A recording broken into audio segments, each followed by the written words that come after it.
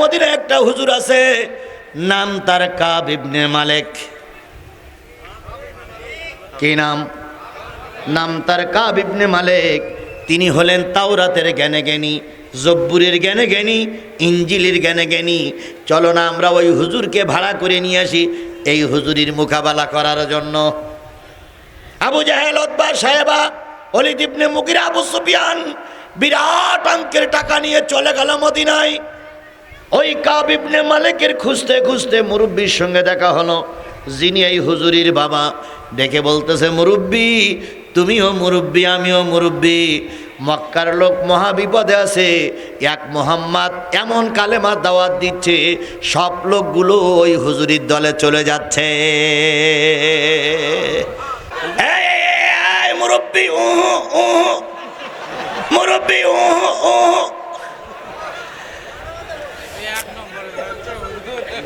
বসেন।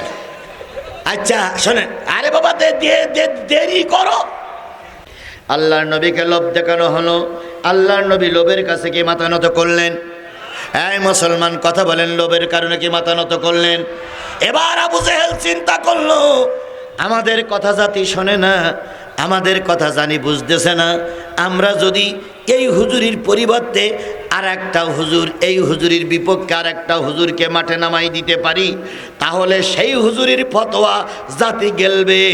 আমাদের মতন আবু জেহেলের কথা জাতি গেলবে না।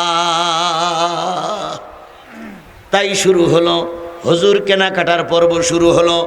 এই শেখ হাসিনা ফেরাউনের বাচ্চা, ইটাব্য ফেরাউনের বাচ্চা, ইয়াও ঠিক সেই পরিকল্পনাই করেছিল। কথা বলে ঠিক না বে ঠিক? আল্লামা সাঈদীকে ধর্ষণকারী বানালো, আল্লামা সাঈদীকে যুদ্ধ অপরাধী বানালো, আল্লামা সাঈদীকে হিন্দুদের বাড়ি ঘরদোর পোড়ানোর মামলা দিল। শেখ হাসিনা চিন্তা করলো, এই মামলাগুলো যদি আমি দেই আর এই মামলাগুলো যদি জাতির সামনে আমি উত্থাপন করি, জাতি আমার গালাগালি করবে। এই জন্য কিছু হুজুর কিনে নিল। ও হুজুর, তুমি হুজুরির নামে মামলা দাও, তালি আর কোনো ঝামেলা থাকবে না। হুজুর, তুমি বড় হুজুরির নামে মামলা দাও। দিলেও তাই। আমাদের দেশের মাছ ভান্ডারি, কি মাছ ভান্ডারি না, নজিবুল বাশার মাছ ভান্ডারি। এই নজিবুল বাশার মাছ ভান্ডারে সর্বপ্রথম আল্লামা সাঈদীর বিরুদ্ধে মামলা দিল। উনি টুপিওয়ালা, মামলা যার হচ্ছে তিনিও কি, যে মামলা দিচ্ছে সেও টুপিওয়ালা, আর যে মামলা খাচ্ছে সেও টুপিওয়ালা। সর্বপ্রথম আওয়ামী লীগ কিন্তু আল্লামা সাঈদীর বিরুদ্ধে কোনো মামলা দেয়নি। প্রথম মামলা দিয়েছিল কেডা? ওই টুপিওয়ালা। মামলাটা কি? আল্লামা সাঈদী দীর্ঘ 50 বছর ধর্মের অপব্যাখ্যা করছে। আল্লামা সাঈদী নাকি ধর্মের অপব্যাখ্যা করেছে, এটা পাগলও বিশ্বাস করবে। এটা তৎকালীন যুগের ফেরাউনও যদি এখন বেশি ওঠে, তাও ফেরাউন কথা বিশ্বাস করবে না। কথা বলে ঠিক না বেঠিক? অথচ আওয়ামী লীগ আর আওয়ামী লীগের দোসররা এ কথাই বিশ্বাস করেছে। আল্লামা সাঈদী ধর্মের অপব্যাখ্যা করেছে? জোরে বলেন করেছে? এখন প্রায় মাইকে শোনা যায় নকল সাঈদী আসতেছে, তাই বলে না যে সাঈদী নাই, এখন নকল সাঈদী আসতেছে। তারপরে বলে সাঈদীর উত্তরসূরি আসতেছে। তারপরে বলে সাঈদীর অবর্তমানে আর এক সাঈদীর জন্ম হয়েছে। বলুন তো, গোটা দেশের বক্তাগুলো যদি এক প্ল্যাটফর্মে রাখা হয় আর আল্লামা সাঈদীর সঙ্গে যদি তুলনা করা হয়, গোটা বাংলাদেশের সব আলেমগুলো এক প্ল্যাটফর্মে আসলে আল্লামা সাঈদীর ধারে কাছে যাওয়ার মতন শক্তি কোনো আলেমের, কোনো বক্তার নাই। আল্লামা সাঈদী নাকি এই মাঠে ওয়াজ করে গেছেন। এই মাঠটা ধন্য, এই এলাকার মানুষগুলো ধন্য। আল্লামা সাঈদীর মতন একজন জবরদস্ত আলেম, আল্লামা সাঈদীর মতন একজন জগৎ বিখ্যাত পীর। আমি যে চেয়ারে বসেছি, হয়তো এরকম চেয়ারে বসে তিনি ওয়াজ করেছেন। কথা বলেন, কথা বলেন, কথা বলে। আপনারা ধন্য, আপনাদের জীবনটা ধন্য। বিশ্বাস করো মুসলমান, আল্লামা সাঈদীর উপরে কোনো পীর বাংলাদেশে জন্ম নেয়নি আর নেবেও না। কারণ সব পীরদের আধ্যাত্মিক কিছু জ্ঞান থাকে। কথা বলেন ঠিক না ঠিক? বাংলাদেশে যত পীর এসেছে কোন পীরের সঙ্গে আল্লামা সাঈদীর তুলনা করা যাবে না, কারণ আল্লামা সাঈদী ছিলেন সবচেয়ে বেশি আধ্যাত্মিক জগতের মানুষ। যদি বলেন হুজুর কেমন, তিনি বলেছিলেন আমি উত্তর গগনে কালো মেঘ দেখতে পাচ্ছি, বলেছিলেন না? উত্তর গগনে কালো মেঘ দেখতে পাচ্ছি, ঝড়ের পূর্বাভাস লক্ষ্য করছি, যদি শক্ত হাতে মোকাবেলা করতে না পারো এমন অমাবস্যার গাঢ় রাত আসবে যার সবে সাদেক অসম্ভব। আমি চিন্তা করি আল্লাহ কিভাবে তিনি বলেছিলেন কথাটা। এই কথা বলার কিছুদিন পরে তিনি গ্রেপ্তার হলেন। 15.5 বছর আমাদের মাথার পরে অমাবস্যার রাত খেলা করেছে। উনি আর একটা কথা বলেছিলেন, ও আওয়ামী লীগ, ও মুজিবারের দল, আলেম ওলামাদের পরে নির্যাতন বন্ধ করো, মসজিদ মাদ্রাসার পরে নির্যাতন বন্ধ করো, নতুবা এমন একটা সময় আসবে পালানোর জন্য ইঁদুরের গর্ত খুঁজে পাবা না। হয়েছে না হয়নি? জোরে বলেন হয়েছে না হয়নি? শেখ হাসিনা প্রায় বলতেন আমি কারো ডরাই না, সমস্ত বিশ্ব আমার পক্ষে আছে। ম্যাডাম, এতই তোমার পক্ষে ছিল লোক, তুমি এখন ভারতে বসে আছো কেন?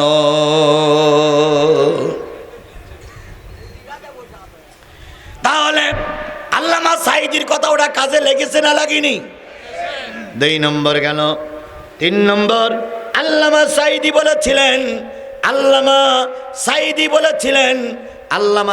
বলেছিলেন একদিন এই দেশ কোরআনের দেশ হবে। আমরা সেইটা এখন দেখতে পাচ্ছি, কোরআন কায়েমের এখন সুন্দর একটা পরিবেশ তৈরি হয়ে গেছে।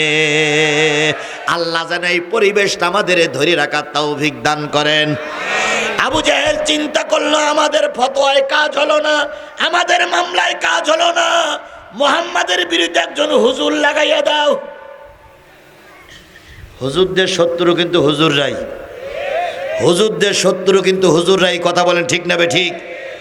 যদি কোনো পাগড়ি পরা হুজুর এখানে ওয়াজ করে, কিছু লোক কয় ওটা হলো কওমি হুজুর, আমি চলে গেলাম, আছে না? আবার যদি আমার মতন লম্বা টুপি পরে কেউ মাসে কথা বলতে ওঠে, কিছু পাগড়ি পলা হুজুররা যায় আর কয় এটা জামাইতে হুজুর। তাহলে জামাইতে হুজুর বলে একদল চলে গেল, কওমি হুজুর বলে একদল চলে গেল। নিঃসন্দেহ এ কথাটা ঠিক নয়। আমি এই দীর্ঘ 1.5 ঘন্টা 2 ঘন্টা যাবৎ কথা বলতেছি, একবারও কি জামাত ইসলামের পাবলিসিটি করেছি? একবারও কি কওমির বিরুদ্ধে কথা বলেছি? তাহলে আমার কথাগুলো যদি কোরআনের হয়, কোরআন জামাতের কোরআন নয়, কোরআন কওমি কোরআন নয়। আমার ভাইরা, আবু জেহেল বলল দেখো তো এই হুজুরির মতন আর কোন হুজুর পৃথিবীতে আছে কিনা। সবাই মিলে বলল হ্যাঁ, মদিনায় একটা হুজুর আছে, নাম তার কাব ইবনে মালিক। কি নাম? নাম তার কাব ইবনে মালিক। তিনি হলেন তাওরাতের জ্ঞানে জ্ঞানী, জব্বুরের জ্ঞানে জ্ঞানী, ইঞ্জিলের জ্ঞানে জ্ঞানী। চলো না আমরা ওই হুজুরকে ভাড়া করে নিয়ে আসি এই হুজুরির মোকাবেলা করার জন্য। আবু জাহেল, উতবা, সাহেবা, ওলীদ ইবনে মুগিরা, আবু সুফিয়ান বিরাট অঙ্কের টাকা নিয়ে চলে গেল মদিনায়। ওই কাব ইবনে মালিকের খুঁজতে খুঁজতে মুরব্বির সঙ্গে দেখা হলো, যিনি এই হুজুরির বাবা। ডেকে বলতেছে মুরব্বি, তুমিও মুরব্বি, আমিও মুরব্বি, মক্কার লোক মহা বিপদে আছে, এক মোহাম্মদ এমন কালেমা দাওয়াত দিচ্ছে সব লোকগুলো ওই হুজুরির দলে চলে যাচ্ছে। এর প্রতিকারের কোনো ব্যবস্থা আছে? মুরব্বি বলতেছে আমি তো বলতে পারবো না, আমার ছেলেই ভালো বলতে পারে। আচ্ছা আপনার ছেলেকে ডাকেন তো। কাব ইবনে মালিককে ডাকা হলো। সূরা কমরের আলোচনা করছি, কাব ইবনে মালিককে ডাকা হলো। কাব ইবনে মালিকের কাছে সব বললেন। কাব ইবনে মালিক বলতেছে মুরব্বি, মক্কার মুরব্বি, আমি তাওরাতের জ্ঞানে জ্ঞানী, জব্বুরির জ্ঞানে জ্ঞানী, ইঞ্জিলির জ্ঞানে জ্ঞানী, শেষে যে কোরআন শরীফ আসবে কিনা ওটাও আমি জানি। সুতরাং আপনারা টেনশন করেন না, আপনারা আমার সত্য মেনে নেন, আপনাদের হুজুরকে আমি ঠকাইয়েই ছাড়ব। আবু জাহেল বলতেছে, বাবা তুমি যদি আমার হুজুরকে ঠকাইতে পারো তুমি যা চাবা তাই দেব, কারণ আমরা মহা বিপদে আছি। এক হুজুরি জ্বালায় আমার দেশের লোক সব কালেমাওয়ালা হয়ে যাচ্ছে। আবু জাহেল বললেন, তুমি কত নিতে চাও? কাব ইবনে মালিক বললেন, বস্তা সাথে টাকা আমাকে দিও। কয় বস্তা? বিনিময়ে আমি মুহাম্মদকে কি করব? ঠকাবো, হারাই দিয়ে আসবো। আবু জাহেল বলতেছে, তুমি তো সহজে 7 বস্তা টাকা চেয়েই বসলে, আর ঠকাবা এটাও বলে বসলে, কিন্তু তুমি কি জানো মুহাম্মাদের কাছে যেয়ে কেউ ঠকে না। মুহাম্মাদের সামনে যারা একবার যায়, যায় কাফের হয়ে, আসে মুসলমান হয়ে। এরা কাউন্টার দিচ্ছে কিন্তু ভয়ও আছে, কে তাই না? তাই না? এই বর্তমান যুগের নব্য ফেরাউনিরা এ কায়দায় চেয়েছিল বাংলাদেশ জামাত ইসলামী, ইসলামী আন্দোলনের নেতা কর্মীদেরকে ভয় দিয়ে, মামলা দিয়ে তাদেরকে হারাবে, টাকা দিয়ে কিনে নেবে। কোনোটাই কিনতে পারিনি।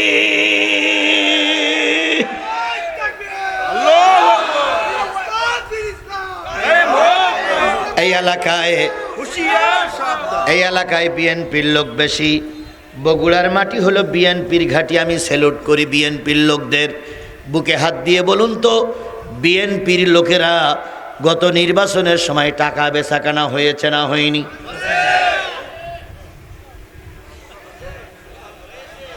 বিএনপির লোকেরা গত নির্বাচনে টাকায় বেচাকেনা হয়েছে না হয়নি?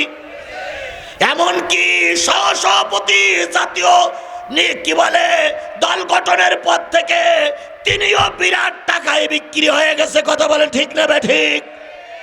তাহলে বিএনপির নেতাকর্মী জাতীয় সংসদের নির্বাচনে টাকায় বেচাকেনা হয়েছে, জাতীয় পার্টির লোক বেচাকেনা হয়েছে না হয়নি? হয়েছে।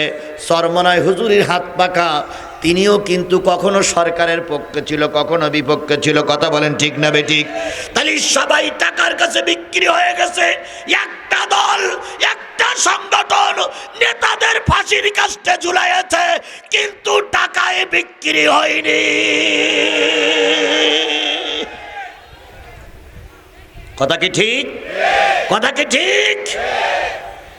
সে দলের নামটা নাই, আমি নাই বললাম, কিন্তু একটা দল, একটা দল, একটা দল, একটা দল টাকায় বিক্রি হয়নি। কথা বলেন ঠিক না ঠিক?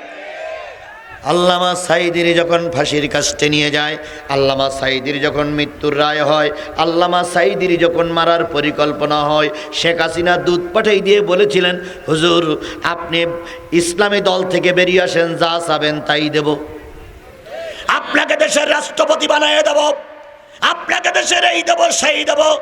আল্লামা সাঈদী বলেছিলেন, এই প্রস্তাবটা দেওয়ার সাহস তুমি পেলে কোথায়? এর নাম বাঘের বাচ্চা, এর নাম বাঘের বাচ্চা। তুমি আমার কাছে এই প্রস্তাবটা দেওয়ার সাহস পেলে কোথায়? তোমাকে এই সাহস কে দিল যে আমি দল পরিবর্তন করব? শেখ হাসিনা হুঙ্কার দিয়ে বলল, আপনাকে কিন্তু মেরে দেওয়া হবে। আল্লামা সাঈদী বলেন, একবার নয়, দুইবার নয়, তিনবার নয়, যতবার জীবিত হব ততবারই মরতে পারি, কিন্তু তোমার মতন ফেরাউনির বাচ্চার কাছে আমি মাথা নত করতে রাজি না, রাজি না, রাজি না। মামুনুল হক একটা ওয়াজ করেছে, শুনেছেন নিশ্চয় আপনারা। উনি বলেছেন, এক গ্লাস পানি নাও, সেই পানিতে মোরা ফেরাউন যেখানে আছে ওই ফেরাউনের এনে পানিতে গলো, 7 দিন পর দেখবা পানির একটা কালার হয়েছে। এই 7 দিন পরে আবার নমরুদ্দিন নিয়ে এসো, যে কবরে আছে সেখান থেকে তুলে নিয়ে এসে ওই পানির ভিতরে গলো, গলার পরে আরেকটা রং হবে। তাহলে কয় নেতার গলা হইল? এরপরে বলতেছে কারুনি তুলে নেছো, ওই পানির ভিতরে গলো, এরপরে আব্দুল্লাহ বিন উবাই ইবনে সুলুল যে কবরে আছে ওখান থেকে তুলিয়ে আনার পরে এই পানির ভিতরে গোলো সাইনে তারে এক পানির ভিতরে গুললি, ওই পানির যে কালার হবে, ওই পানি যদি কোনো মাকে খাওয়ানো হয়, সেই মায়ের পেটের থেকে যদি কোনো মেয়ে সন্তান জন্ম নেয়, সেটাই হলো বাংলাদেশের শেখ হাসিনা। শেখ হাসিনা, শেখ হাসিনা।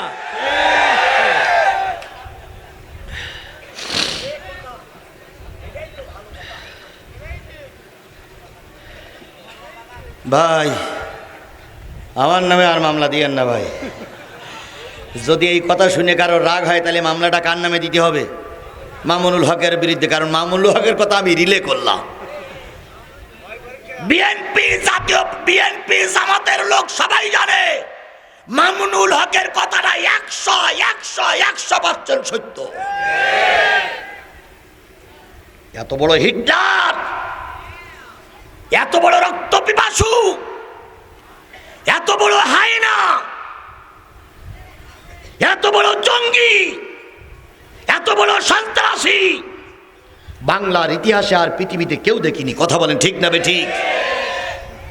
সকল রেকর্ড ভঙ্গ করেছে এই শেখ হাসিনা, সকল রেকর্ড ভেঙে ফেলেছে এই শেখ হাসিনা। এ কলঙ্কিত মায়ের কলঙ্কিত সন্তান, এ নেতৃত্ব দানকারীদের জন্য সবচেয়ে কলঙ্কিত কলঙ্কিত কলঙ্কিত।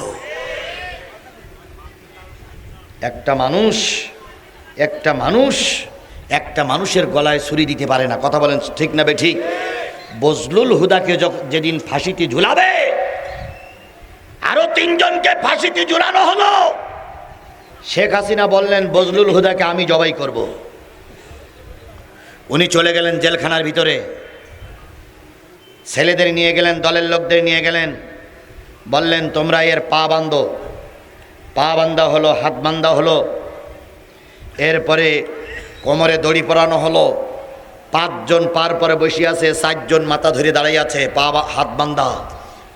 শেখ হাসিনা নিজেই তরবারি ধরে, নিজেই ছুরি ধরে গরুর মতন ওই বজলুল হুদাকে জেলখানার ভিতরে জবাই করেছে। যেই পাপিষ্ঠ নারী বজলুল হুদার মতন একজন মানুষকে জেলখানার ভিতরে নিজে হাতে জবাই করতে পারে, সে মানুষ রূপী জানোয়ার, সে মানুষ রূপীর কলঙ্ক, মায়ের কলঙ্কিত সন্তান। আর এই কথা শোনার পরে 2-1 জন মুখ কালো করতে চাও, তোমারও রক্তের ভিতরে ওই ভেজাল রক্ত। একটাও মাথা উঁচু করতে দেব না, যেটা মাথা উঁচু করবে কাল্লা আলাদা করে ফেলানো হবে। 2023 সালের 14ই নভেম্বর আর 2024 সালের 14ই নভেম্বর এক নয়। কথা বললি জিব্বা টেনে ছিঁড়ে ফেলবো।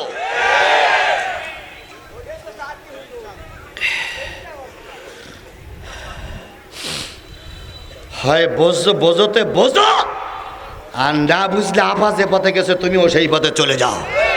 তোমার মতন চোর, তোমার মতন ডাকাত, তোমার মতন খুনি, তোমার মতন সন্ত্রাসী বাংলাদেশে থাকা দরকার নাই, দরকার নাই, দরকার নাই।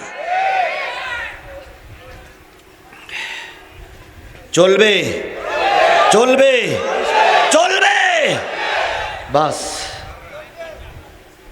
সারা রাত তো করবো রে ভাই, আমি নিজেই বিপদে। এবছর এত মাহফিলের চাপ, দুপুরবেলা একটা করায়, সন্ধ্যা একটা করে, রাত্রিকে একটা করে, কুলুই পারতেছি না। আর আমার তো ওই নরম কথা হয় না, আমার কথাগুলো তো এরকমই হয়। আমি তখনও যেরকম ছিলাম এখনও সেই রকম আছি, মৃত্যুর আগ পর্যন্ত আল্লাহ যেন এভাবেই কবুল করে। আবু জাহেল ডাক দিয়ে বলল, হুজুর মুহাম্মাদের বিরুদ্ধে অ্যাকশনে গেলে পারবা তো?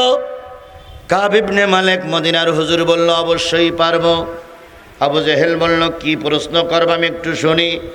কাব ইবনে মালিক বলল, প্রথম প্রশ্ন করব শরিয়াতের। কিসের প্রশ্ন? 2 নম্বর, যদি শরিয়াতের প্রশ্নে তিনি জিতে যান, প্রশ্ন করব মারফতি। মারফতির প্রশ্নে যদি তিনি উদ্ধার হয়ে যান, প্রশ্ন করব আধ্যাত্মিক। 3টে প্রশ্নের যে কোনো একটা প্রশ্নে তিনি ধরা খেয়ে যাবেন, আর সেই সময় আপনারা এখন আমাকে 3 বস্তা টাকা দিয়ে যান, আর যদি জিতে যাই 4 বস্তা টাকা আপনারা আমাকে দেবেন। আবু জেহেল বলতেছে, যদি জিততে না পারো 3 বস্তা টাকা কি তুমি ফেরত দেবে? কাব ইবনে মালিক বলতেছে, পৃথিবীতে কেউ আমার সামনে জিততে পারেনি, আর মুহাম্মদও জিততে পারবে না। এটাই হলো বড় অহংকার।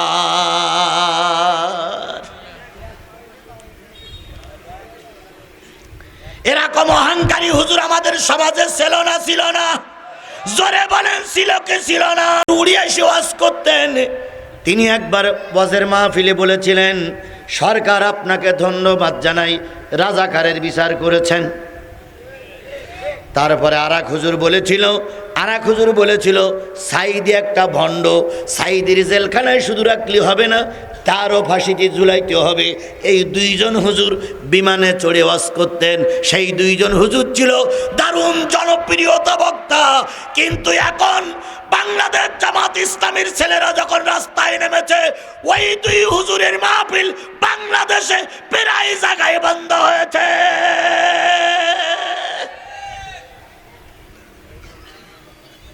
কাব ইবনে মালিক বলতেছে, আমার সামনে বহাস করে পারবে এমন কোনো লোক নাই। নেতারা খুশি হয়ে গেল, বাবা 3 বস্তা টাকা বাইনা দিয়ে গেলাম, 4 বস্তা টাকা জিতলেই পাওয়া যাবে। সবাই হাত তালি দিতে দিতে চলে আসলো। এবার হুজুর দিয়ে হুজুর মারা হবে, এবার কওমি হুজুর দিয়ে আলিয়া হুজুর মারা হবে, আলিয়ার হুজুর দিয়ে কওমি হুজুর মারা হবে। এই রেশম এখনো আমাদের সমাজেই চলছে। আপনি হুজুর, আমিও হুজুর, আমরা কি ভাই ভাই? কথা বলেন ঠিক না বেঠিক? আপনি মসজিদের ইমাম, আমি মসজিদের ইমাম, তুমি আর আমি একই জাতের ভাই ভাই। তোমার দোষ যদি পরিলক্ষিত হয়, আমার দোষ যদি পরিলক্ষিত হয়, দোষগুলো এক জায়গায় বসে সংশোধন করো, কারোর সামনে কারোর হে প্রতিপন্ন করো না।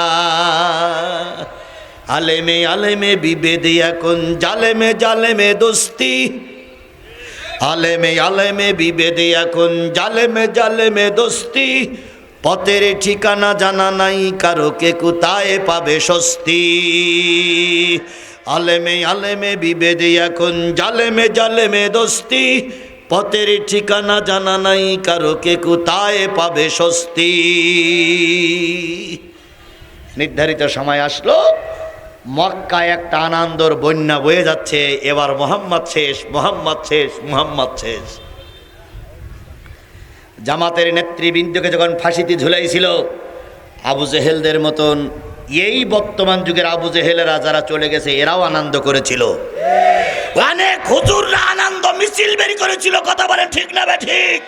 অনেক হুজুররা টুপি মাথায় দিয়ে বগুড়ার 7 মাথায় স্লোগান দিয়েছিল, আল্লামা সাঈদীর ফাঁসি চাই, আল্লামা সাঈদীর ফাঁসি চাই। সে হুজুররা এই এলাকায় এখনো আছে, এখনো আছে, এখনো আছে। আমি কি কথাটা বাড়াই বললাম? এ আমার জাতি কথা কি বাড়াই বলতেছি? তাদেরকে আমরা সবাই চিনে রেখেছি। কথা বলেন ঠিক না ঠিক? মিষ্টি বন্ধ খেয়েছি। ইয়েস ইয়েস ইয়েস, এরা মিষ্টি বিতরণ করেছে। কাব ইবনে মালিক আসবে, আবু জেহেল বাহিনী ঢোল তাবলা বাজাইতে শুরু করলো। নবীজি কিছুই বুঝতে পারে না। নির্ধারিত সময় আসলো, 50,000 লিটল বাহিনী জোগাড় করা হলো। মোহাম্মদকে ঠকাইয়ে দেবে, সঙ্গে সঙ্গে 50,000 লোক তাকে মেরে ফেলবে। এটাই হলো ওদের ট্রাইব্যুনাল। ভাই, আমি কি মোনাজাত করে দেব? করব? তাহলে 2-1 জন উঠলে হবে না ভাই? সবাই আমার ভাই। কথা বলেন ঠিক না ঠিক? বিএনপি আমার ভাই, জামাত আমার ভাই, তাবলিগ আমার ভাই, সরমনাই আমার ভাই, হেফাজত আমার ভাই। কারণ সবাই আমরা কিওয়ালা? টুপিওয়ালা। সবাই আমরা নামাজি। কথা বলেন ঠিক না ঠিক? একই মসজিদে নামাজ পড়ি, একই জেলায় বসবাস করি। আমার শত্রু নেই, শত্রু সেই লোক যে কোরআনের শত্রু। সুতরাং আপনারা এখানে যারা বসে আছেন সবাই আমার ভাই নয়? আমি আপনার ভাই নয়? তাহলে এক ভাইকে বিপদে ফেলাই যদি আপনি চলে যান, আপনি কিসের ভাই? কাব ইবনে মালিক আসবে 14ই রবিউল আউয়াল, ভরা পূর্ণিমার রাতে আবু জেহেল বাহিনী 50,000 লিটল বাহিনী এক জায়গায় করলো। সূরা কমারেই যাচ্ছি, 50,000 লিটল বাহিনী এক জায়গায় করে তেল মাখালো আর বলল, মোহাম্মদকে আজকে ঠকানো হবে, পিটাই মেরে ফেলবা, কারোর কোনো দোষ হবে না, জো হুকুম জাহাবানা। 50,000 লোক আসবে। সুন্দর মঞ্চ তৈরি করা হলো। মঞ্চে দুটো চেয়ার দেওয়া হলো, একজন হলো প্রধান বক্তার জন্য, আর একটা হলো ওই মাহফিলের সভাপতির জন্য। বলুন তো, প্রধান বক্তা আসতেছে মদিনার থেকে কয় বস্তা টাকা চুক্তি হয়েছে? 7 বস্তা। আর ওই মাহফিলের যিনি সভাপতি তার নাম কি? আবু জেহেল। আমরাও বগুড়ার মাটিতে দেখতাম ওলামা লীগের লোকদেরকে বায়না করে নিয়ে আসতো, আর আওয়ামী লীগের লোকেরা সেই মাহফিলের সভাপতি হয়ে বসে থাকতো। লোক হয়তো 30 জন, লোক হয়তো কয়জন? 30 জন। কারণ জনগণ জানতো ওই যে হুজুর আসছে সব ভণ্ড, আর যারা মাহফিল দিচ্ছে তারাও ভণ্ড। আমার ভাইয়েরা, 50,000 লোক লিটল বাহিনী। মঞ্চ তৈরি হয়ে গেল। 2টা চেয়ার, একটা সোনার চেয়ার আর একটা রূপোর চেয়ার। এক চেয়ারে বসবে প্রধান বক্তা, আর এক চেয়ারে বসবে প্রধান অতিথি কিংবা সভাপতি। এবার চেয়ার দুটো বানানো হয়ে গেল। বিরাট মঞ্চ তৈরি করা হলো। নবী তার দলের লোকদের কিছু বলা হয় না, শুধু বলে শুধু বলে শুধু বলে শুধু বলে খেলা হবে। কি বলে? কিন্তু কিসের খেলা হবে তা বলে না। সাহাবীরা ভয় পায়, কবে খেলা হবে, কি খেলা হবে, কিছুই তো বলে না। শেষ পর্যন্ত 14ই রবিউল আউয়াল বিশাল সমাবেশ বসবে। সেই জায়গার আগের দিন নবীর কাছে একটা ছোট্ট সিরকুট লিখলো, মিস্টার আবু জেহেল, ও মোহাম্মদ, এত এত লোভ দেখালাম, এত ভয় দেখালাম, এত নারী দিতে চাইলাম, কালেমার দাওয়াত থেকে দূরে সরে গেলে না। আগামীকাল তোমার সঙ্গে বহস করার জন্য মদিনার থেকে একজন হুজুর আসবে। কালকে তুমি ময়দানে থেকো। যদি কালকে ময়দানে না থাকো, পরের দিন যেখানে পাবে সেখানেই জনগণ তোমাকে পিটাই মেরে ফেলবে। চিঠিটা নিয়ে গেলেন ওলীদ ইবনে মুগীরা নবীর সামনে। নবীজি চিঠিখানা পড়তে পারতেন না, নবী লিখতে পারতেন না, পড়তে পারতেন না। নবীজি বললেন, ওমর রে, দেখো তো চিঠিতে কি লেখা আছে। ওমর চিঠিখানা দেখে 2 চোখের পানি ফেলায় কান্দে আর বলে, ইয়া রাসূলুল্লাহ, আমরা মনে হয় আপনাকে আর পাবো না, আপনি মনে হয় এবার বিদায় নেবেন। নবী বললেন, ওমর রে, শুধু কান্লি কাজ হয় না, বলো তো চিঠিতে কি লেখা আছে। ওমর সব কিছু বললেন। বলার পরে নবী বললেন, ও ওমর, উদু ইলা সাবিলি রাব্বিকা বিল হিকমা, মানুষকে আল্লাহর পথে ডাকার জন্য আল্লাহ কিছু হিকমত বলে দিয়েছেন, তোমরা হিকমত অবলম্বন করো। আমার আল্লাহ এখনো বিদায় হয়নি, আমার আল্লাহ এখনো মারা যায়নি। ওই যুদ্ধে হোপলেস কেউ না, ভয় পেও না, আর আল্লাহ তোমার নবীর সাথেই আছে। বাংলাদেশ জামাত ইসলামের নেতারা যখন ফাঁসিতে ঝুলল, জামাত ইসলাম এবং শিবিররা ধারণা করে নিয়েছিল একদিন এরা বিদায় হবে। বাংলাদেশ জামাত ইসলামী এবং ইসলাম মানা দলগুলো একদিন ক্ষমতার মসনদে যাবে।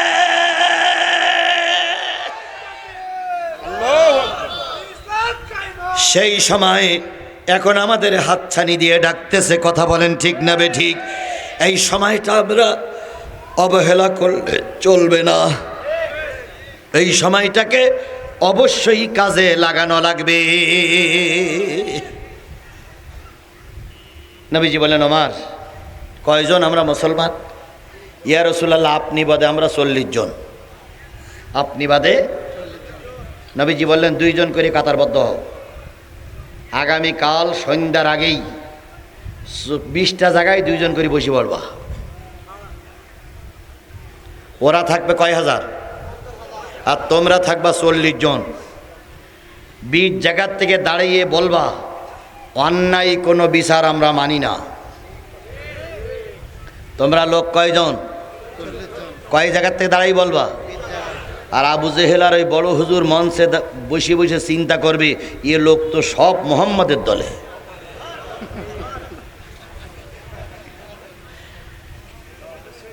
এর নাম হচ্ছে উদু ইলা সাবিলি রাব্বিকা বিল হিকমা।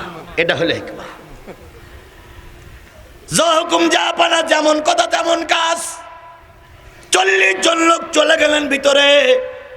পরের দিন কাব ইবনে মালিক 5 জন সঙ্গী নিয়ে যথাসময়ে মঞ্চে এসে হাজির হয়ে গেছে। যথাসময়ে মঞ্চে এসে হাজির হয়ে গেছে।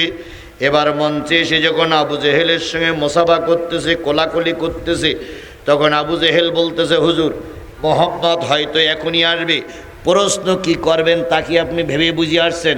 কয় হ্যাঁ, প্রথম প্রশ্ন শরিয়াতের, পরের প্রশ্ন মারফতি, তারপরের প্রশ্ন আধ্যাত্মিক, যে কোনো একটা প্রশ্নে মোহাম্মদ ঠকে যাবে। আবু জেহেল বলতে, মোহাম্মদ সম্পর্কে আপনার কোনো ধারণা আছে? তা বলতেছে কেন? কয় মোহাম্মদ যা বলে তাই হয়। দেখেন, যারাই দাওয়াত করে নিয়েছে তারাই আবার ভয় দেখাচ্ছে। তা বলতেছে মোহাম্মদ যা বলে তাই হয় মানে? কয় আমি একদিন মাথায় করে কিছু ফল নিয়ে যাচ্ছিলাম বাজারে, প্রতিমধ্যে মোহাম্মদের সঙ্গে দেখা। মোহাম্মদ বলতে, চাচা ওই ডালার ভিতরে কি? তা আমি চিন্তা করলাম, এতিম মানুষ যদি বলি ফল হইতেছে এই বসতে পারে, তাই বললাম এই ডালার ভিতরে পাথর। তা মোহাম্মদ মিসকে হেসে দিয়ে বলতেছে, চাচা আপনি যেটা বলেছেন ওটাই যেন হয়। কোনো দোয়া কালাম কিচ্ছু পড়ল না হুজুর, শুধু বলেছেন যেটা বলেছেন ওইটাই যেন। আমি এই কথা শুনে বাজারে গেছি। বাজারে যাওয়ার পরে মাল সামানা সব বিছাইয়ে ডালা উপুল করি, দেখি সব পাথর। এ বলো সেই লোক, বাহাস তো করবেন, হিসেব কিতাব করেই বাহাস করেন। তাহলে হুজুর ডেকে নিয়ে আরো ভয় দেখাইনি হচ্ছে না ভাই? হুজুরের এতক্ষণ তার সাহস ছিল, এখন বাড়ি ডেকে নিয়ে বলতে যে হুজুরের সামনে হজ করবা, সে হুজুর বলে এই হুজুর। কাব ইবনে মালিক বলতেছে, এটা আমার আগে বলেননি কেন? ভয় ঢুকিয়ে গেছে।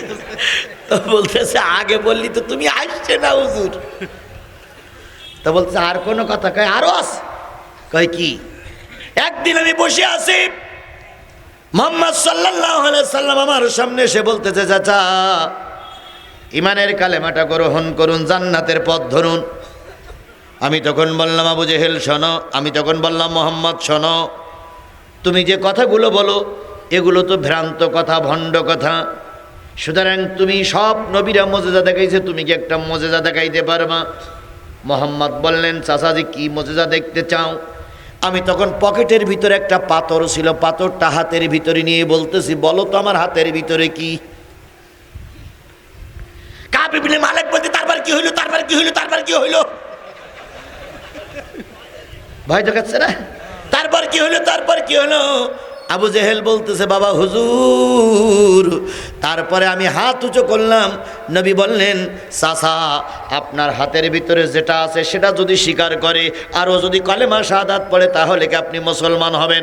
আমি বললাম কথাই থাকে না, কারণ আমার পকেটে পাথর ছিল, কেউ জানে না। তাহলে এখন স্বীকার করুক। ওই হাতের ভিতর থেকে বলতেছে, আশহাদু আল্লা ইলাহা ইল্লাল্লাহ ওয়া আশহাদু আন্না মুহাম্মাদান আবদুহু ওয়া রাসূলুহু। আর পাথর বলতেছে, হুজুর ও মক্কার নবী, আমি কিন্তু উমুক মরুভূমির পাথর। আমি পাথরটা ছুঁড়ে মারলাম আর বললাম, মুহাম্মদ পাথরেও জাদু করতে পারে। সুতরাং হিসাব কিতাব করেই শুরু করো। কাব ইবনে মালিক বলতে, টাকা যখন 3 বস্তা নিয়েছি, যে কায়দায় হোক মুহাম্মদকে ঠকাবই। প্রশ্ন কয়টা? 3টা। একটা হলো কি প্রশ্ন, আরেকটা কি, আরেকটা কি আধ্যাত্মিক। কাব ইবনে মালিক বলতেছে, আসুক তো দেখি। ওয়ালিদ ইবনে মুগিরা বক্তৃতা করা শুরু করলো। আবু সুফিয়ান হলো সঞ্চালক। আবু সুফিয়ান ওয়ালিদ ইবনে মুগিরার বক্তৃতা করতে দিলেন। ওয়ালিদ ইবনে মুগিরা যা মনে চাইল তাই বলল। এরপরে বড় বড় নেতাদের বক্তৃতা শেষ। প্রধান বক্তা ওঠার আগে আবু জেহেলের বক্তৃতা শুরু। আবু জেহেল বলতেছে, ভাইরা আমার, বোনেরা আমার, 50,000 মানুষকে দাওয়াত দিলাম, মুহাম্মদকেও দাওয়াত দিলাম। মুহাম্মদ আসেনি, আমাদের সঙ্গে অবজ্ঞা করেছে। আগামীকাল যেখানেই মুহাম্মদকে পাবে সেখানেই হত্যা করবে। আমি রাষ্ট্রনায়ক হিসেব হুকুম দিলাম। এমত অবস্থা আল্লাহ বললেন, নবী তোমার বিরুদ্ধে ওরা ময়দানে বিষাদগার করছে, ময়দানে যাও, আমি তোমার সাথেই আছি। আর একটু জোরে বলা যাবে না সুবহানাল্লাহ? সেই আল্লাহ আছে না গেছে? সেই আল্লাহ আছে না মারা গেছে? তাহলে কিসের ভয় পাও? ময়দানে নামো। তোমাকে আল্লাহ একলা ময়দানে নামাই তামাশা দেখবে না, তুমি ময়দানে নামবা। তোমাকে ফিরে আনার দায়িত্ব আমার আল্লাহর, আমার আল্লাহর, আমার আল্লাহ।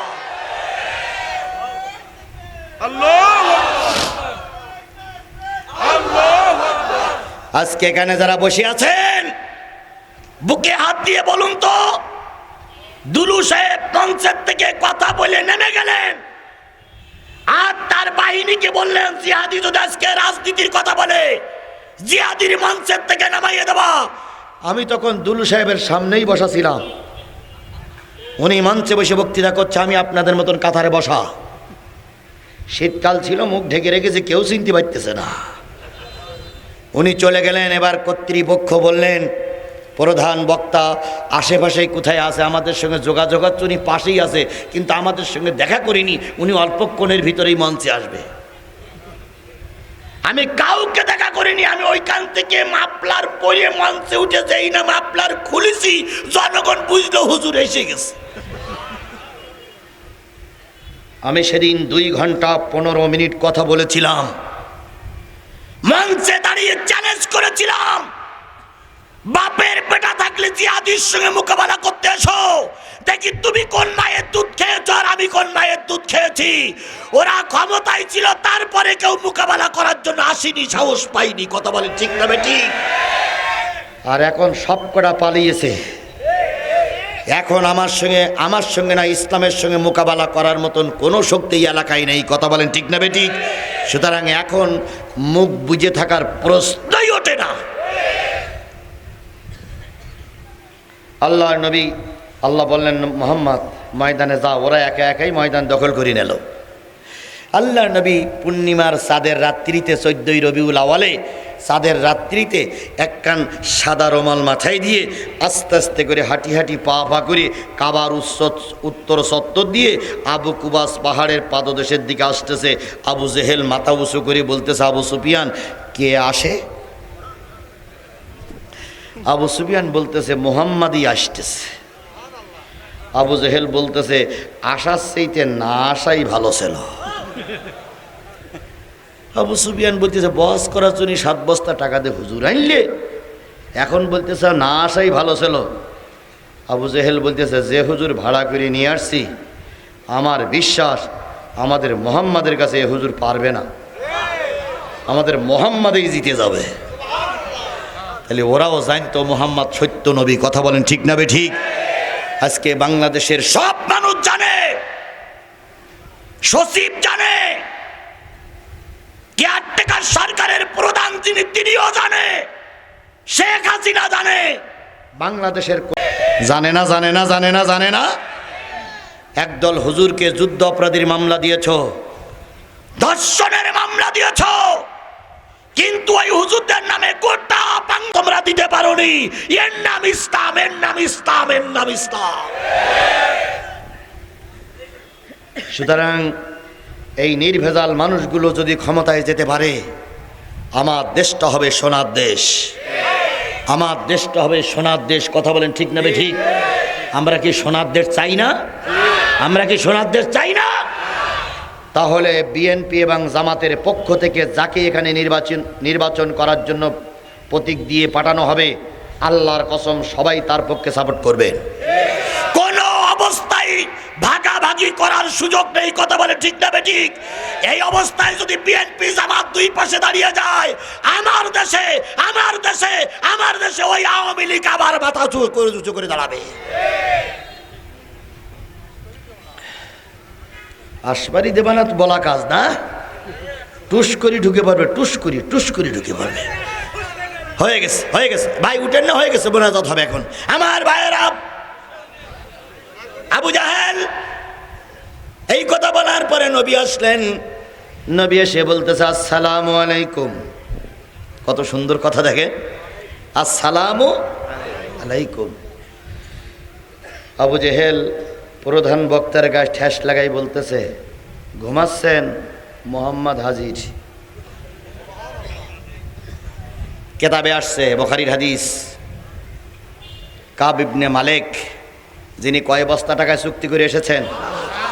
উনি মোহাম্মদের মাথার থেকে পাত থেকে মাথা পর্যন্ত একবার তাকিয়ে দুই চোখের পানি ফেলায় কাঁদতেছে আর বলতেছে, আল্লাহ, আমি এতক্ষণ যা শুনেছি ভুল, এই লোক কখনো ভণ্ড বা প্রতারক হতে পারে না। এনার চেহারা দেখে বলে দিচ্ছে ইনি একজন আল্লাহর নবী, আল্লাহর নবী, আল্লাহর নবী।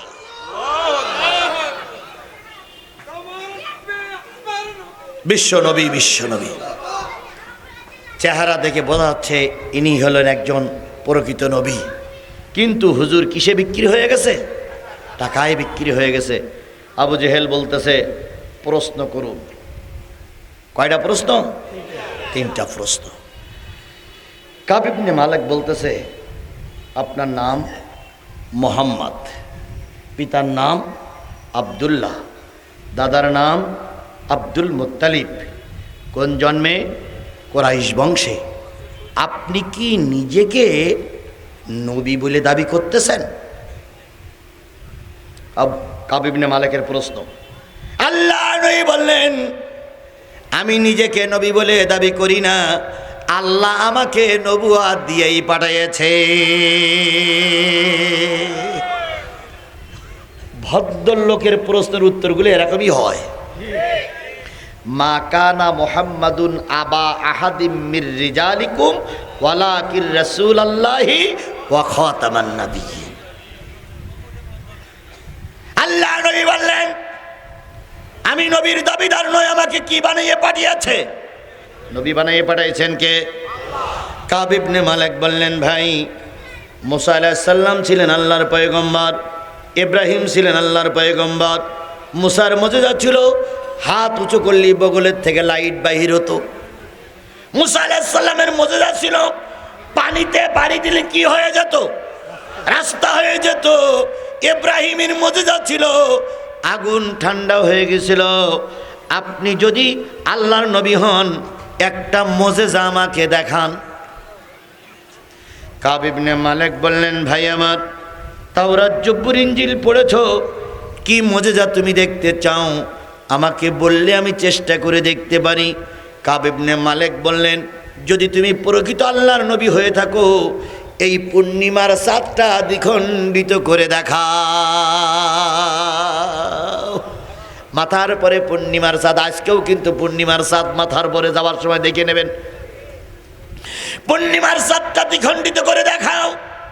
নবীজি আকাশের দিকে তাকাই বলতেছে, আল্লাহ, চাঁদ নিয়ে তো গবেষণা করার সময় আমার হয়নি। আল্লাহ পাকের জিবরিল এসে বললেন, বন্ধু, মন খারাপ করো না, যারে যা বলবা সে তাই শুনবে।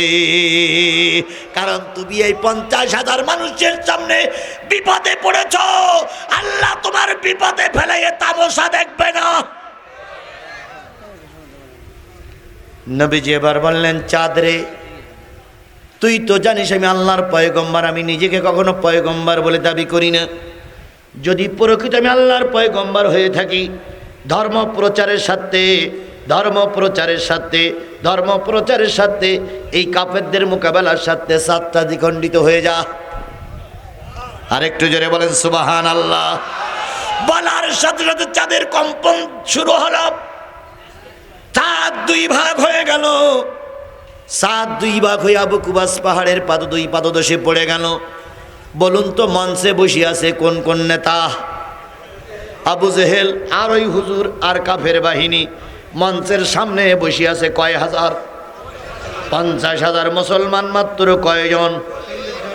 আল্লাহ নবী চাঁদ যখন দ্বিখণ্ডিত হয়ে দুই পাশে ডুবে যাচ্ছিল, আল্লাহ রাব্বুল আলামিনের নবী তখন বললেন, ইকতারাবাতিস সাআ ওয়ানশাক্কাল কামার।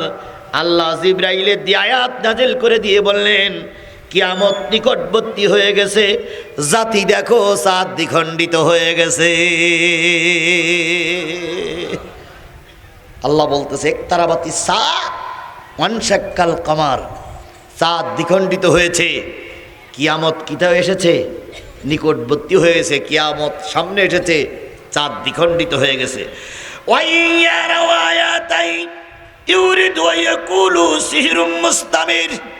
যখন চাঁদ দ্বিখণ্ডিত হয়ে যায়, নবী বললেন, আবু বকর দেখো, ওমর দেখো, ওলীদ ইবনে মুগীরা দেখো, চাচা আবু সুফিয়ান দেখো, কুরাইশ বংশের লোকেরা দেখো, আল্লাহ পাক আমাকে কি বড় মজেজা দিয়েছে।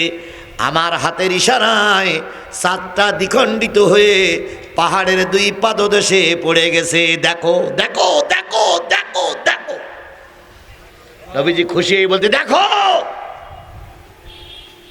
চাঁদ দ্বিখণ্ডিত হয়ে গেল। সামনে আছে কয় হাজার। কোনো লাইটের ব্যবস্থা সেদিন ছিল না। চাঁদের আলোয় ওরা সমাবেশ করতেছিল। পূর্ণিমার চাঁদটা যখন অন্ধকার হয়ে গেল, অবশ্যই ফিরে আসলো। ওই 50,000 লোকের সাথে ছিল লাঠি। তারা এখন লাঠি উঁচু করে বলতেছে, ও আবু জেহেল, চাঁদ জাগায় লাগা। যদি চাঁদ আর 15 মিনিট অন্ধকার করে থাকে, যে লাঠি নিয়ে এসেছিলাম মুহাম্মাদের বিপক্ষে ব্যবহার করার জন্য, সেই লাঠি কিন্তু এখন তোমার বিপক্ষে ব্যবহার হবে। শেখ হাসিনা রহমাতুল্লাহ আলাইহি, শেখ মুজিবার খলিফাতুল্লাহ আলাইহি, এদের জাতিদের যে উপহার দিয়েছে, ওই জাতির আওয়ামী লীগের নেতা কর্মীরা বলতেছে আমরা না খেয়ে থাকবো, তবুও শেখ হাসিনা যেন আর ফিরে না আসে।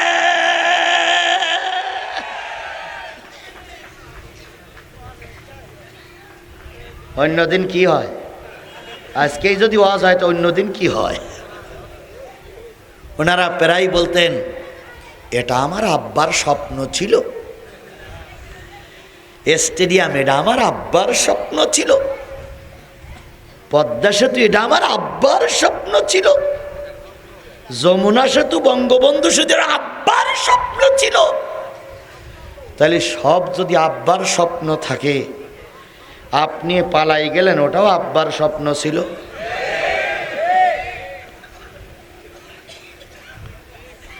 জাতির পিতা জাতির বাবা মুজিব বাবা স্বপ্ন ডেকে কয়, দেশটা তো আমার একা অন্য কারো নয়। মাগো, দেশটা তো আমার একা অন্য কারো নয়। জাতির বাবা মুজিব বাবা স্বপ্ন ডেকে কয়, দেশটা তো আমার একা অন্য কারো নয়। আমার কন্যা শেখ হাসিনা, সব বলো স্বপ্ন ডেকে ডেকে বলতে বলো ভাই। দেখুন, সব যদি স্বপ্ন দেখে, এটাও স্বপ্ন। আমার কন্যা শেখ হাসিনা, সে যে কারোর ধার ধারে না, দড়ি তাহার বান্দা আছে দিল্লির খোটায়, দড়ি তাহার বান্দা আছে দিল্লির খোটায়। দেশটা তো আমার একা অন্য কারো নয়। মাগো, দেশটা তো আমার একা অন্য কারো নয়। তিলক পরে মাঝে আমার মন কেড়েছে দিল্লির দাদার।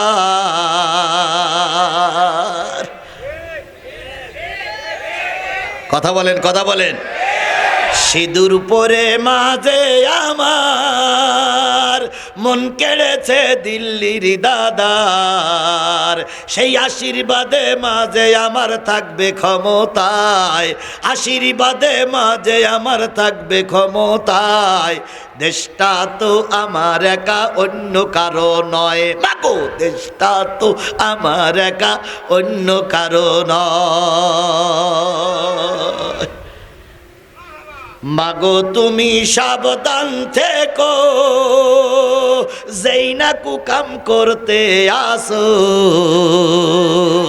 জনগণে খেপলে তোমার উঠাবে চিতায়, জনগণে খেপলে তোমার উঠাবে চিতায়। এই ওসিয়াত করে গেলাম যাওয়ার বেলায়। মাগো, এই ওসিয়াত করে গেলাম যাওয়ার বেলায়। জাতির বাবা মুজিব বাবা স্বপ্ন ডেকে কয়, দেশটা তো আমার একা অন্য কারো নয়। কথা ঠিক, কথা ঠিক।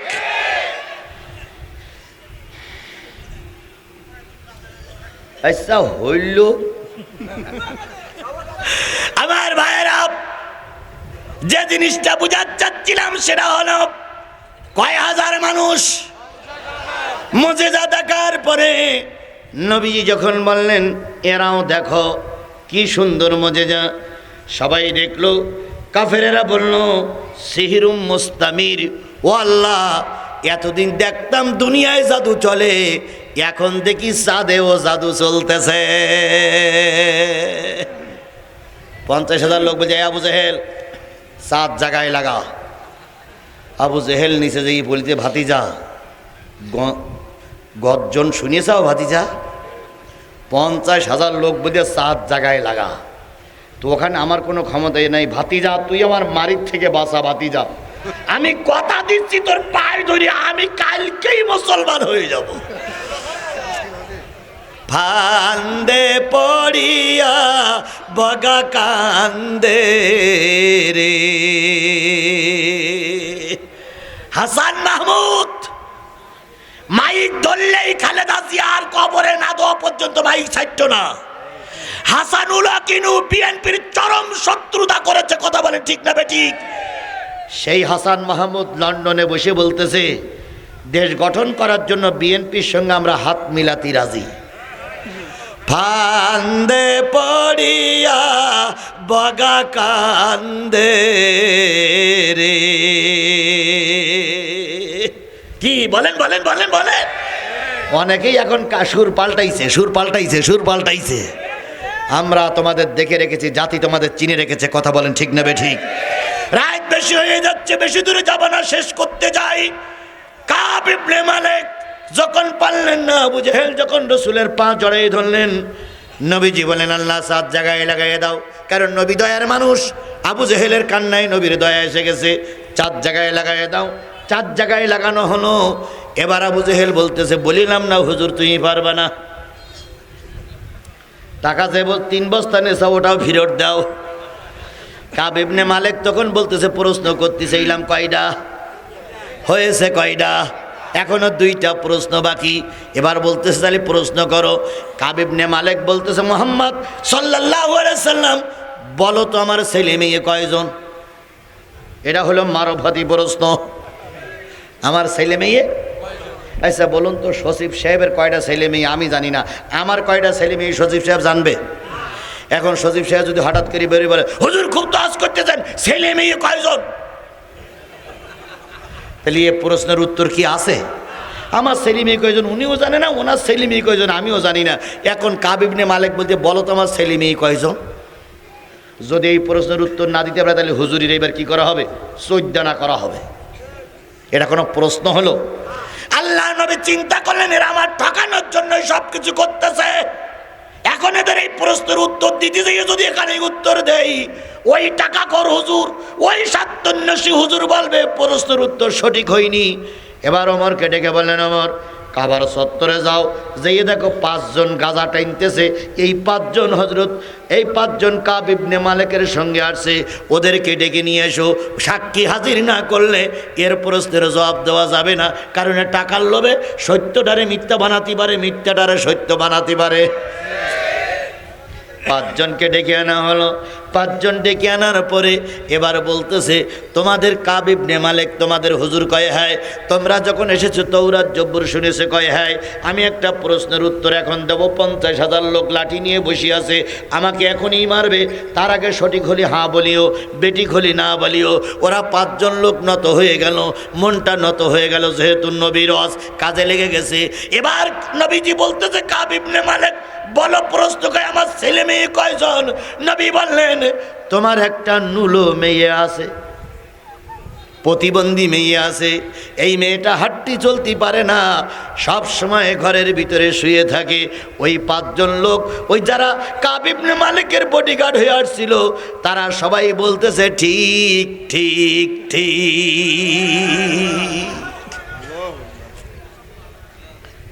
কাব ইবনে মালিক বলতেছে যারা আমার বডিগার্ড তারাই বলতেছে ঠিক ঠিক ঠিক। আবু জেহেল বলতেছে আমি বলিলাম পারবে না, তুমি যে পারবে না তোমার চেহারা দেখেই বোঝা গেছিল। কাব ইবনে মালিক বলতে প্রশ্ন এখন একটা বাকি আছে। সেইটা কি প্রশ্ন? আধ্যাত্মিক। আমার 4 বস্তা টাকা আপনারা দেবেন, প্রশ্নের উত্তর যদি না দিতে পারে। কয় ঠিক। কাব ইবনে মালিক বলতেছে, শেষ প্রশ্ন, নবী বললেন ঠিক। কাব ইবনে মালিক বলতেছে, আমি যখন এই 5 জন বডিগার্ড নিয়ে আসতেছিলাম তখন আমার স্ত্রী আমাকে গেটের সামনে ডাকলেন যে কেউ যেন না আসে, তুমি একা এসো। আমি ঘরের ভিতরে চলে গেলাম, স্ত্রী স্পেশাল কামরায় আমাকে নিয়ে শোয়ালেন, সমস্ত দরজা জানলা বন্ধ করে দিলেন। আমার কানের কাছে মুখটা লাগায়ে আমার স্ত্রী আমার কানে কানে কি বলেছিল ওটা যদি তুমি বলতে পারো আমি জানবো তুমি সত্য নবী। চিন্তা করেন কতটা নির্যাতন আমার নবীকে পেতে হয়েছে। কথা বলেন ঠিক না ঠিক? এবার কাব ইবনে মালিকের প্রশ্ন শুনে বলতেছে, বাইরে আগের দুটো প্রশ্নের উত্তর শুনে তুই যদি বুঝিস আমি সঠিক কথা বলেছি, আমার 3 নম্বর প্রশ্নের উত্তর হলো স্ত্রী তোমাকে ঘরের ভিতরে ডেকে কানের কাছে মুখ লাগাইয়ে বলেছে, স্বামী তাওরাত আমাকে শুনিয়েছ, জব্বুর আমাকে শুনিয়েছ, ইনজিল আমাকে শুনিয়েছ, সব কিতাবাদি শুনি আমি যা বুঝেছি তুমি যে লোকটার সঙ্গে বহস করতে যাচ্ছ উনি আল্লাহর পয়গম্বর, উনি হলেন শেষ জামানার নবী। সুতরাং যদি সব প্রশ্নের পরে যদি তোমার ধারণা আসে উনি শেষ নবী, নবীদের দোয়া আল্লাহ ফিরাইয়া দেয় না, আসার সময় নবীর হাতখানা ধরে বলিও, ও আব্দুল্লাহর বেটা মুহাম্মদ আখিরি জামানার নবী, আপনি দোয়া করুন যেন আমার নুলো মেয়েটা ভালো হয়ে যায়। এটাই ছিল তোমার স্ত্রীর শেষ কথা।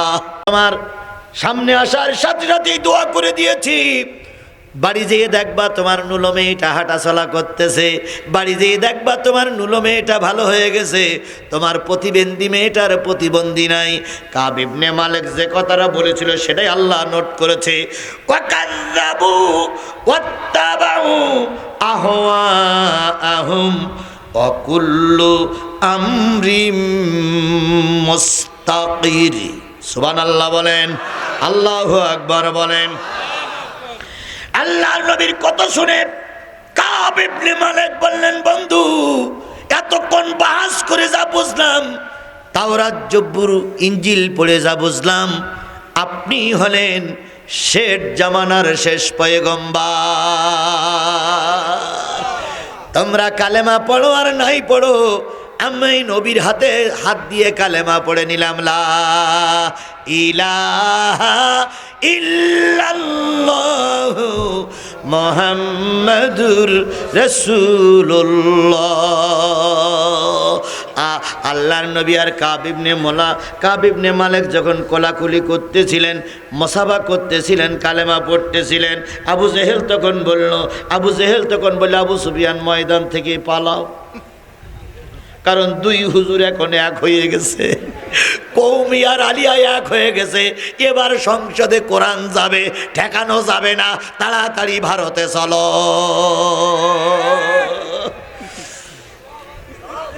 মেলে মেলে মেলে মেলে আল্লাহ রাব্বুল আলামিন ওই কথাটাই বলছো, কাযযাবু ওয়াত্তাবাউ।